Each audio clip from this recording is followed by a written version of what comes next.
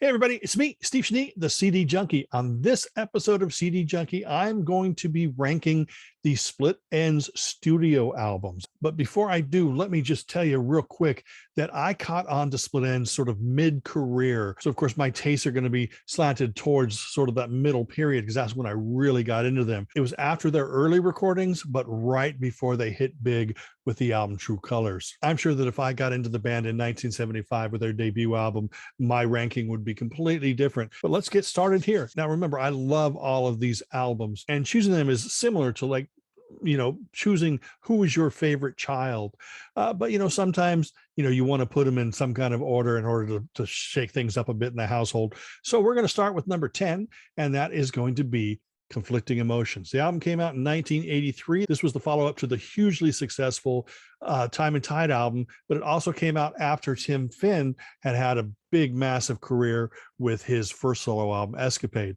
Now, the lineup on this album includes Tim Finn, Neil Finn, Nigel Griggs on bass, Noel Crombie on drums, and Eddie Rayner on keyboards. The album cover was painted by Phil Judd, the former member of Split Enz. And this is the album that has their hit single, Message to My Girl. I know this isn't going to be a very popular opinion, but this is a great record. But I don't think that Neil was quite ready to front the band. I mean, we all know and love Neil with all the things he's done in the nearly 40 years since Split Enz broke up. But this, apart from Message to My Girl, I think the songs on this album are really good, just not that great. And Tim had used up a lot of his material for his solo album. Great record, yes, but it's number 10 in my ranking for Split Enz album. Number 9 isn't really an album, but they also kind of consider it an album. It's called Beginning of the Ends, and this consists of early singles before the band released their debut album. Now, on this, this is when Phil Judd, the sort of the devilish sound of Phil Judd with the angelic sound of Tim Finn made a very unique vocal combination. But you also had Noel Crombie on percussion. You had Eddie Rayner on keyboards, and there were, various other members. I think Emmeline Crowther was on drums, and Wally Wilkerson was on guitar, and they might have had a few other members on this album. But it's very eccentric, very eclectic. During their career, they never sounded like anybody else. They would continue to evolve and change with each album, but they never sounded like anybody else. And this is really a wonderful collection of songs. Some of these songs were re-recorded for their first or second album, but it's great to hear the band in their sort of embryonic form, growing and figuring out who they were by the time they released their debut album in 1975. Now, the album itself came out in 1979, but the songs were all singles from the early 70s. That's number 9 in my ranking. Number 8 in my ranking is See You Around, which is a great record. Now, this is the album that they recorded after Tim Finn left the band and Neil Finn was in charge. Now, I think his songs on this album that made up side 1 of the vinyl were much better than his songs on Conflicting Emotions, much more poppy. In fact, the song I Walk Away, they later re-recorded with Crowded House.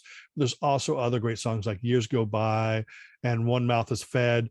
Some great song. Voices is another great song. Now, the lineup on this album is Neil Finn, Nigel Griggs, Noel Crombie, Eddie Rayner, and new drummer Paul Hester. Paul Hester and Neil would, of course, go on to form Crowded House. This is his first appearance on record with Neil. The second side of the album, which is the second half of the CD, contains contributions from each of the other band members, and they're eclectic, eccentric, strange, and wonderful at the same time. And while you may think, well, that sounds like an inconsistent album, having all these Neil Finn songs and these other eccentric, weird, odd songs going on, but no, it works very well. In fact, I think Neil's songs on this, like I said, are much better than Conflicting Emotions. So that's what makes this, to me, a stronger album. Also, what makes it a strong album is their single with Tim Finn called Next Exit is featured as a bonus track on this. So you will hear Tim Finn on the very last song. Number 7 on my Split Enz album rankings is Mental Notes, their debut album. Incredible, wonderful, eccentric, eclectic, magical. I mean, it's like throw a band in a studio and sprinkle fairy dust on them and see what happens. And this is what happens. It's weird. It's wild. A lot of people compare it to early Genesis. I don't hear that. But as I said, the devilish Phil Judd and the angelic Tim Finn trading vocals, harmonizing with each other was incredible. Now, the lineup on this album was Phil Judd, Tim Finn, Eddie Rayner, Emmeline Crowther on drums, Jonathan Michael Chun on bass, and Wally Wilkerson on guitar. And it's unlike anything else that was going on at the time. This came out in 1975. Truly unique and original. Fans of their 80s stuff may not really get into it and or understand what's going on, but the only thing that kind of held it back a little bit was maybe the songs could have been better produced, because this was recorded on a certain budget, and the band had all these ideas, but they could only get so many on the album. But that was rectified on number 6 in my ranking, on Second Thoughts. This was an album produced by Phil Manzanera from Roxy Music. Now, this lineup was the same as Mental Notes, apart from the fact that guitarist Wally left the band and Robert Gillies came in on like trumpet and various other instruments. And it's a step up actually from Mental Notes. They re-record some of the tracks from Mental Notes, which actually made it sound better. Just hearing Tim Finn's voice on Titus or Time for a Change, just crazy. And Late Last Night, which was new for this album, it's just a tour de force for Tim Finn. Just an incredible record. Phil Judd songwriting, Tim Finn songwriting. The playing in the band was better than Mental Notes. This was a huge step forward, and it sounds wonderful. So if you're scared to get Mental Notes, definitely get Second Thoughts. This album did come out in the US, but it was retitled Mental Notes for the US market when it came out on Chrysalis. And they used this cover, but they changed it. They had a pink border around it, and Phil Judd made alterations to the art and changed it to resemble the then current lineup. Absolutely wonderful, stellar, great. You definitely need to check this out. Wicked, weird, and wonderful. Number 5 on my list is the album Dysrhythmia. This was the first album with this lineup. It was Tim Finn, Eddie Rayner, and Noel Crombie from the previous lineup, but you had Nigel Griggs on bass, Mal Green on drums, you had Robert Gillies, and then you had a new guitarist named Neil Finn, which was Tim's brother.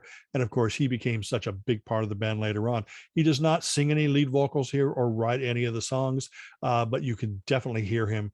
And this is sort of them moving away a little bit from the odd, weird, eccentric, eclectic sound of their previous 2 albums, which is Mental Notes and Second Thoughts, and embracing a little bit more commercial sound. So the songs were a little poppier, shorter, but still incredible and exciting. Such a great band. Now, the thing that makes this even better is the final single with Phil Judd was Another Great Divide, which was a non-album track. Incredible, wonderful. It was like taking a prog rock song, cutting out all the filler, cutting it all together and making it a great pop single. And they added it as a bonus track here. And it is truly a monumental Split Enz track if you haven't heard it. Number 4 on my Split Enz ranking is True Colors. This was the hit album. This was the one with I Got You, Nobody Takes Me Seriously, Shark Attack, Poor Boy, all these great, wonderful pop songs that you heard on new wave radio in 1980, 81, around that time. Incredibly great pop record. By this time, they were no longer proggy, quirky, weird. They were still odd and they were still eclectic, but in more commercial, new wavy way. Both Neil and Tim Finn offered up some great songs on this album. And like I said, their most well-known song is the song I Got You, and that is on this album. There's also a different version of the album that came out. In fact, there's several different versions of the album came out. But the most recent one is the 40th anniversary, where they go in and they remix the album and they add some bonus tracks. And it's great to have, but you also want to have the original as well. It's not too much different, but it does give it a little more life and more of a contemporary feel without changing too much, but it's fantastic. So True Colors by Split Enz. The album came out in 1980 and is still considered probably their most commercial album. Number 3 on my list is the album that came out after that. And there's a reason why this is number 3. Okay, now this album was released in America as Wyatt, and it was released in Australia and New Zealand as Corroboree. In some ways, I consider it song-wise the equivalent of True Colors. But production-wise, it seemed rushed and it seemed rather thin when it first came out. And, that's the version that a lot of us know. And it's got, One Step Ahead, Hard Act to Follow, Iris, and just a lot of, Clumsy, a lot of great, great, great songs. Some might have considered it a weak follow-up to True Colors. I consider it on par with True Colors. Such a great record. But the thing that really puts it out in front of True Colors was when they did the 2006 remix of the album. They were never happy with the mix. Tim and Neil's vocals were always, too echoey and stuff. They took all that stuff out. They cleaned it up. I thought the original was great, but then this just really pushed it over the edge. Incredible, hard act to follow. So many great songs in this. Both Tim and Neil stepped up to the plate vocally and songwriting wise. I think it is on par, if not better, than True Colors, especially this new mix. Now, the lineup on these two albums was Neil Finn, Tim Finn, Eddie Rayner, Noel Crombie, Nigel Griggs on bass, Mal Green on drums. Sounds incredible. Absolutely. Just the unit working together. Every element was super important and really hard to beat. Unfortunately, Mal Green left after Corroboree or Wyatt was recorded. And the next album, which is number 2 on my list, features Noel Crombie moving from percussion into the drum seat. And this is an earthy, wonderful album. They stopped working with David Tickle, who produced the previous 2 albums, and they started working with Hugh Padgham. And this album is the one that contains Dirty Creature, 6 Months in a Leaky Boat, Hello, Sandy Allen. So many great songs on this album. A Giant Heartbeat. It was a very different album. This was a more mature, this was like one of those huge step forwards for a band. I mean, it just became really rhythmic and the band was working together better than ever, sounding together. So many layers and elements going through on this album. And it was truly, absolutely just a feat. First time I heard it, I was like, what the heck is that? By the third time, it became my favorite Split Enz album at the time. But overall, this is number 2 in my ranking. So what did end up being my favorite Split Enz album? Well, that's going to be the album Frenzy. Frenzy is a unique record in their catalog. It was recorded after all the geometric hairstyles and stuff of the first couple albums, and right before they became hugely popular on the pop charts. This album comes from a completely different place. This album is almost rootsy. A lot of acoustic going on. They were hungry. They were looking for the next musical step, and they were creating some of the best material. Neil Finn's first lead vocals and self-penned songs were appearing on this. Incredible. Tim never sounded better. The band was working together. I'm sure it's not as big, bold, and beautiful as their other albums. It is probably the most honest and real album in Split Enz catalog. Songs like Betty, Roughest, Toughest Game in the World, Stuff and Nonsense, Give It a Whirl, Master Plan. These are all great, great songs, but they're not new wavy. It probably doesn't sound like what you expect Split Enz to sound like. It's eclectic and eccentric like the earlier albums, but it's not super clean like the other. It's kind of right in the middle, but it's a glorious, glorious album. Now, this is the version that was remixed, and it sounds absolutely wonderful. But I also love the original, which the production wasn't that great, but the songwriting and the playing was. And it's actually really quite beautiful. In fact, a lot of the material that they had recorded for here was demoed when they were still living in Luton, England. And a lot of that material ended up on the Rootin' Tootin' Luton tapes. This is a collection of songs that didn't even make this album. And in fact, the previous studio album before Frenzy was Dysrhythmia. This Rootin' Tootin' Luton tapes, which is all unreleased stuff, is kind of like what you would expect right in between Dysrhythmia and Frenzy. So if you haven't heard it, definitely check it out.